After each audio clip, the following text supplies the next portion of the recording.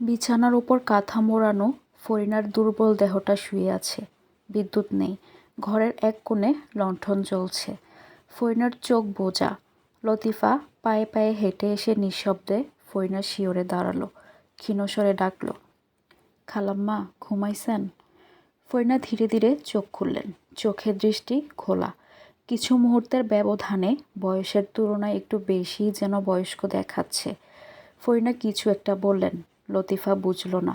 সে নত হয়ে ফরিনার মুখের কাছে নিজের মুখ এনে বলল, কি কইছেন খালাম্মা? ফরিনা দুর্বল গলায় নিম্ন স্বরে বললেন, পদ্মজা কই? আপনার ঘরে না আইলো দেখলাম। ঘুম থেকে উঠা তো দেহি নাই। ফরিনা থামলেন। তারপর বললেন, এখন কই? মনে কয় ঘরে আছে। ডাইকা দিমু? না থাকুক। খাইবেন কিছু? না, আরেকটা কাঁথা দে। লতিফা আলমারি থেকে লেপ বের করল। তারপর ফরিনার গায়ের উপর দিল আর বলল, অনেক ঠান্ডা পড়ছে খালাম্মা, কাঁথা দিয়া হইব না। ফরিনা লতিফার সাথে আর কথা বাড়ালেন না। তিনি জানালার বাইরে চোখ রাখেন। রাতের আকাশ দেখা যাচ্ছে আর শীতল হাওয়া শা শা করে ঘরের ভেতর ঢুকছে। তিনি আকাশের গায়ে বাবুর ছোটবেলার মুখটা দেখতে পেলেন। যখন বাবুর জন্ম হলো, আমিনা কপাল কুঁচকে বলেছিলেন, তোমার ছেঁড়াই তো সত্যি কালা হইছে, আমি ঠিকই কইছিলাম। আমিনার কথা শুনে ফরিনার বিন্দুমাত্র রাগ হয়নি। বাবুর নিষ্পাপ মুখটা দেখে তিনি অভিভূত হয়ে পড়েন। সারা মুখে গুচ্ছ গুচ্ছ মায়া। এই মায়াময় শ্যামবর্ণের মুখ দেখে তিনি যেন পেছনের সব কষ্ট ধামাচাপা দিয়ে দিতে পেরেছিলেন। আদর করে কোলে নিয়ে ডেকেছিলেন, আমার বাবু। মায়াময় একরত্তি বাবুর নামকরণ হয় আমির হাওলাদার। ধীরে ধীরে বড় হয় আমির। মায়ের চুলের বেনি করে দেওয়া ছিল তার নিত্যদিনের অভ্যাস। মায়ের হাতে 3 বেলা না খেলে পেটই ভরত না। কত শত আবদার ছিল তার। আম্মা আম্মা করে বাড়ি মাথায় তুলে রাখত। যতবার আম্মা ডাকত ততবার বোধহয় নিঃশ্বাসও নিত না। ছোট থেকে আমির স্বাস্থ্যবান, তেজি। বাবা মায়ের আদরের একমাত্র ছেলে ছিল। যখন আমিরের বয়স 14, তখন সে ফরিনাকে কোলে নিয়ে পুরো বাড়ি ঘুরেছে। ফরিনা সেদিন আবেগে আপ্লুত হয়ে ছেলেকে বকেছেন, উচ্চস্বরে হেসেছেন। জীবনে স্বর্গীয় সুখ নিয়ে এসেছিল আমির। পিছনের কথা ভেবে ফরিনার ঠোঁট দুটি থরথর করে কেঁপে উঠল। চোখ দুটি ভিজে উঠে জলে। এই বয়সে এসে স্মৃতির নরকীয় যন্ত্রণা হজম করা খুব কষ্টের। কম তো বয়স হলো না, 50-এর ঘরে পড়েছেন। ফরিনার চোখের দেয়াল টপকে উপচে পড়ছে নোনা জল। সেই জল দেখে লতিফা বিচলিত হয়ে উঠল। খালাম্মা, ও খালাম্মা, কান্দেন কেন? ফরিনা ঠোঁট কামড়ে কান্না আটকালেন। ভেজা কণ্ঠে বললেন, তুই যা লুতু। লতিফা ঠায় দাঁড়িয়ে রইল। বেশ কিছুক্ষণ পর বলল, পদ্মরে কিছু কইয়েন না খালাম্মা, কষ্টে মইরা যাইব। ছেলেটা ভালা আছে, ভালাই থাকুক, বাপ মা নাই। ফরিনা লতিফার চোখের দিকে তাকিয়ে প্রশ্ন করলেন, তুই সব জানতি লুতু? লতিফা মাথা নত করে বলল, হ। ফরিনা হিংস্র সিংহীর মতো গর্জে উঠে বললেন, আমারে আগে কইলি না কেন তুই? আমার বাবু কেমনে আমার হাত থেকে ছুইটা গেল? বাপের রক্ত কেমনে পাইল? ফরিনা কাশতে থাকলেন। উত্তেজিত হওয়াতে শরীরের হাড়ে হাড়ে তীব্র ব্যথা অনুভব হচ্ছে। কেউ যেন কাঁটা চামচ দিয়ে একটার পর একটা ঘা দিচ্ছে। লতিফা আতঙ্কিত হয়ে পড়ে। ফরিনার মাথায় হাত বুলিয়ে দিতে দিতে বললেন, খালাম্মা, আপনি চিল্লাইয়েন না, আপনার ক্ষতি হইব। ফরিনা শ্বাসকষ্ট রোগীর মতো ঘন ঘন শ্বাস নিতে নিতে বললেন, আমার ক্ষতি হওনের আর কি আছে রে লুতু? লতিফা ভয় পেয়ে যায়। ফরিনা বিরতিহীনভাবে কাশছেন, যেন শ্বাস নিতে পারছেন না। সে দৌড়ে 2 তলায় ছুটে যায় পদ্মজাকে আনতে। ফরিনা ছাদের দিকে চোখ নিবদ্ধ করে হা করে কয়েকবার নিঃশ্বাস নিলেন। মনে হচ্ছে দম গলায় এসে আটকে গেছে। তিনি শূন্য, একেবারে ফাঁকা কোল। তার নিষ্পাপ বাবুকে খুন করে, নিষ্পাপ বাবুর মনকে খুন করে বাঁচিয়ে রেখেছে হিংস্র আমিরকে। হাওলাদার বাড়ির রক্ত থেকে তিনি তার বাবুকে পরিষ্কার রাখতে পারেননি। প্রজন্ম থেকে প্রজন্ম চলে আসা পাপের পাহাড় আমির যেন কয়েক বছরে কয়েক গুণ বড় করে তুলেছে। একজন দুঃখী মায়ের শেষ সম্বল হারিয়ে গেছে। হারিয়ে গেছে ভালোবাসারা। চলছে শুধু অভিনয়। যার কাছেই সেই অভিনয় ধরা পড়বে, তার জায়গা বন্দিঘরে, না হয়তো কবরে। বাতাসটাতে বোধ হয় প্রকৃতি বিষ মিশিয়ে দিয়েছে। পদ্মজার বুক জ্বলছে, বুকের ভেতরটা তীব্র দহনে পড়ে যাচ্ছে। তার সামনে দাঁড়িয়ে থাকা লোকটি তারই ভালোবাসার স্বামী, আমির হাওলাদার। আমিরের হিংস্র চোখ দুটি শিথিল হয়ে ভয়ে আতঙ্কে জমে যায়। মস্তিষ্ক মুহূর্তে ফাঁকা হয়ে যায়। হুট করে পদ্মজাকে দেখে তার চোখ দুটি স্বভাব সুলভ কারণে জ্বলজ্বল করে ওঠে, যা হিংস্র দেখায়।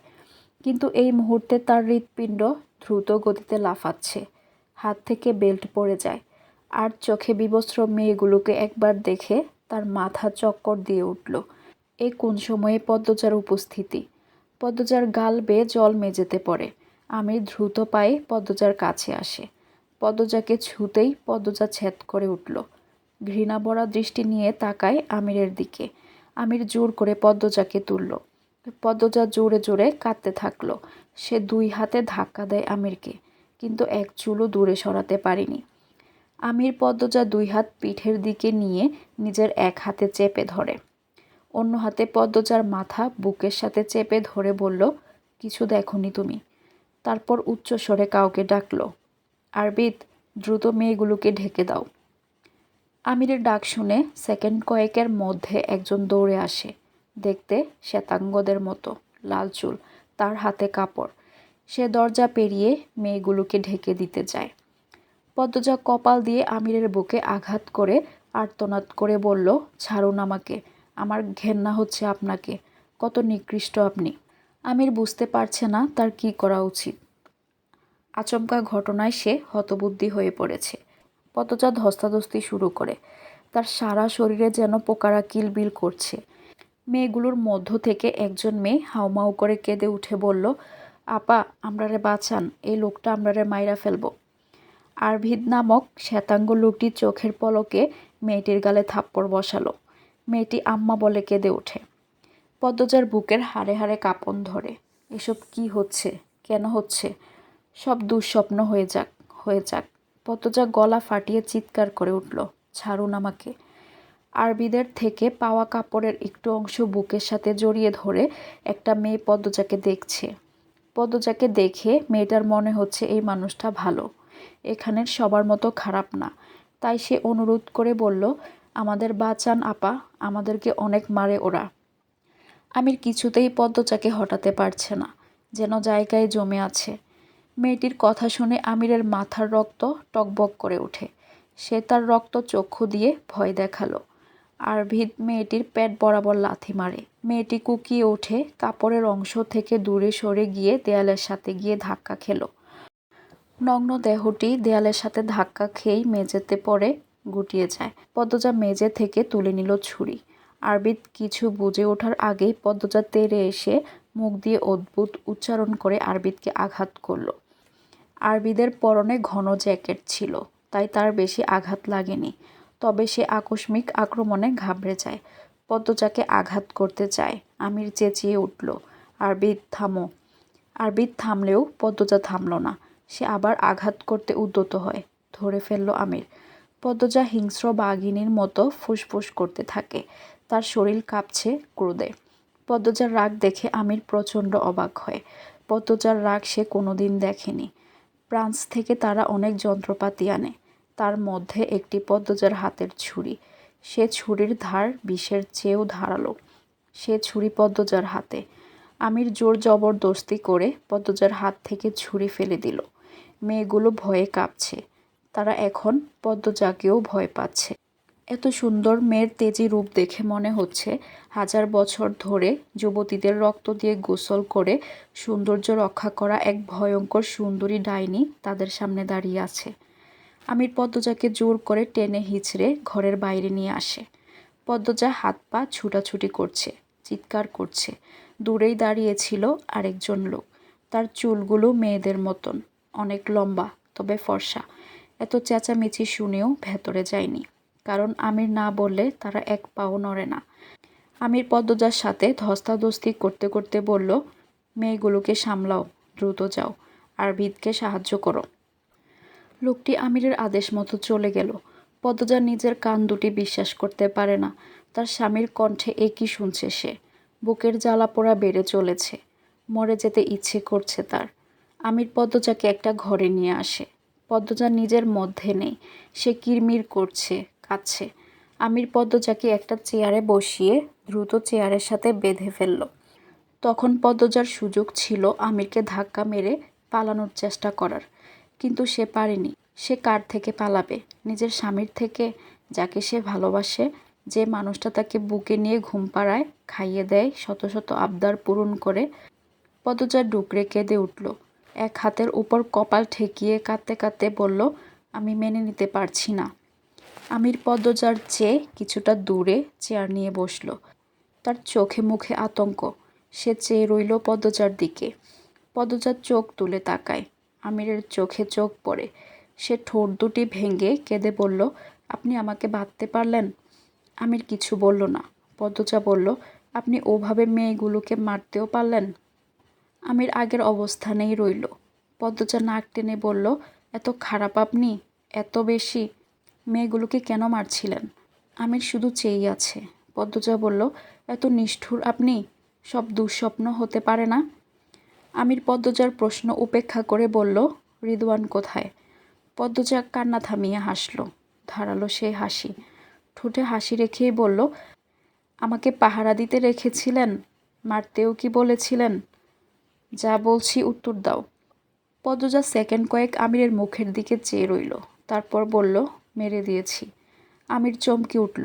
কি? মরেনি, হসপিটালে আছে। আবারও পিনপতন নীরবতা। পদ্মজা আমিরকে দেখছে। যে মুখে মায়া ছাড়া কিছু দেখত না সে, আজ সে মুখটাই চিনছে না। বুকের ভেতরটা কেমন করছে। আল্লাহ যেন বুকের ভেতরে জাহান্নামের আগুন ধরিয়ে দিয়েছে। পদ্মজার মস্তিষ্কের সব প্রশ্ন উধাও হয়ে গিয়েছে। শুধু দেখছে আমিরকে, ভাবছে আমিরকে নিয়ে। পদ্মজা ম্লান হেসে জানতে চাইল, এখন কি করবেন আমাকে নিয়ে?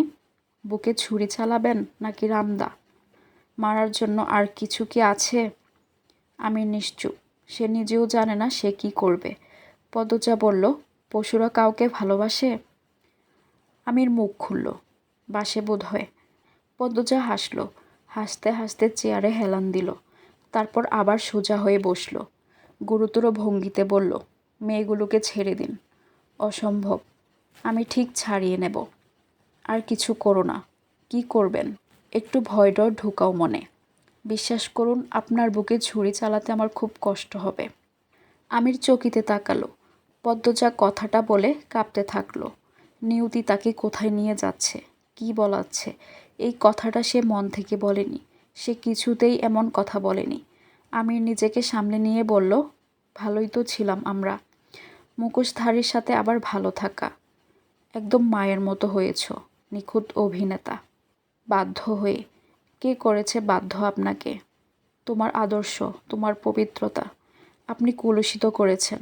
বিয়ে করেছি। কেন করেছেন? ভোগ করে মেরে নদীতে ভাসিয়ে দিতেন, তাহলে ভালোবেসে আজকের নরকীয় যন্ত্রণাটা সহ্য করতে হতো না। সব ভুলে যাও, রানীর হালে থাকবে। আমিরের কণ্ঠে জোর নেই। সে পদ্মজাকে চিনে। পদ্মজাকে সে এতদিন অন্ধকারে রাখলেও পদ্মজা তাকে আলোতে রেখেছিল। সেই আলো দিয়ে আমির চিনতে পেরেছে পদ্মজাকে। পদ্মজা অন্যায় মেনে নেওয়ার মতো মেয়ে নয়, কিন্তু চেষ্টা তো করতে হবে। আজও পদ্মজা জানতে পারতো না কিছু, যদি সে ঝড়ের কবলে না পড়তো। গুটি উলটপালট হয়ে গেছে। এরাই বোধহয় বলে, চোরের 10 দিন, গৃহস্থের 1 দিন। পদ্মজা ঝরঝর করে কেঁদে দিল। এ কেমন নিয়তি তার! যতক্ষণ সে সামনে থাকে ততক্ষণ প্রেমের কথা বলা মানুষটা তাকে দড়ি দিয়ে বেঁধে রেখে ঠান্ডা মাথায় ভাবছে, তাকে নিয়ে এখন কি করা যায়। পদ্মজা তার হাতের চুড়িগুলোর দিকে তাকায়। চুড়ি দুটো তার মায়ের। মায়ের কথা খুব মনে পড়ছে। এই পৃথিবীতে তার একমাত্র ছায়া, একমাত্র ভরসার স্থান ছিল তার মা। মা মারা গেল। তারপর সেই স্থানটা পরিবর্তন হলো আমিরের নামে। সেই মানুষটার রূপ এভাবে গিরগিটির মতো পাল্টে গেল? না, পাল্টে যায়নি, এমনই ছিল, শুধু মুখোশ পড়েছিল, ছদ্মবেশী। মেয়েগুলোর চিৎকার ভেসে আসে। তাদের অত্যাচার করা হচ্ছে খুব। কিছু একটা দিয়ে পিটাচ্ছে। প্যাস প্যাস শব্দ হচ্ছে। কোন বাবা মায়ের চোখের মণিদের এভাবে অত্যাচার করা হচ্ছে? পদ্মজা চিৎকারগুলোকে ইঙ্গিত করে বলল, আপনার কষ্ট হয় না? একটুও হয় না? আমিরের ভাবান্তর হলো না। সে চিন্তায় মগ্ন। তার চোখ উল্টে গেছে। এমন এক জায়গায় এসে চক উল্টেছে যে আর ঠিক করার উপায় নেই। নতুন করে সাজালে সেখান থেকে হয় পদ্মজা, নয় এত বছরের পাপের সাম্রাজ্য ত্যাগ করতে হবে। তুখুর আমির মনে মনে পরিকল্পনা করল, আপাতত যে কাজের জন্য তার ছুটে আসতে হয়েছে অলন্দপুরে সেই কাজটা সম্পূর্ণ করতে হবে। এই চাপটা মাথার উপর থেকে গেলে তারপর অন্য কিছু। কয়টা দিন পদ্মজাকে নজরে রাখতে হবে। কিন্তু যদি সেই কাজ করার পথেই পদ্মজা দেয়াল হয়ে দাঁড়ায়? পদ্মজা চেয়ার থেকে ছুটতে চাইছে, ছটফট করছে। সে আমিরকে অনুরোধ করছে, শুনছেন আপনি? ওদের মারতে নিষেধ করুন। আপনার বুক কাঁপছে না? ওদের কান্না অনুভব করুন। ওদের কষ্ট হচ্ছে অনেক। পুরো শরীরে রক্ত ছিল, তার উপর আবার মারছে। আমি সহ্য করতে পারছি না। আমির চুপ করে তাকিয়ে আছে পদ্মজার দিকে। তার চোখের পলক পড়ছে না। চাইলেও আর অজুহাত দেওয়া সম্ভব নয়। অজুহাত দেওয়ার মতো কিছু নেই। এবার যা হবে সরাসরি হবে। পদ্মজার কান্না বেড়ে যায়। পদ্মজা কি মেয়েগুলোর জন্য কাঁদছে, নাকি নিজের স্বামীর সমর্থনে মেয়েগুলো অত্যাচারিত হচ্ছে বলে কাঁদছে? কে জানে।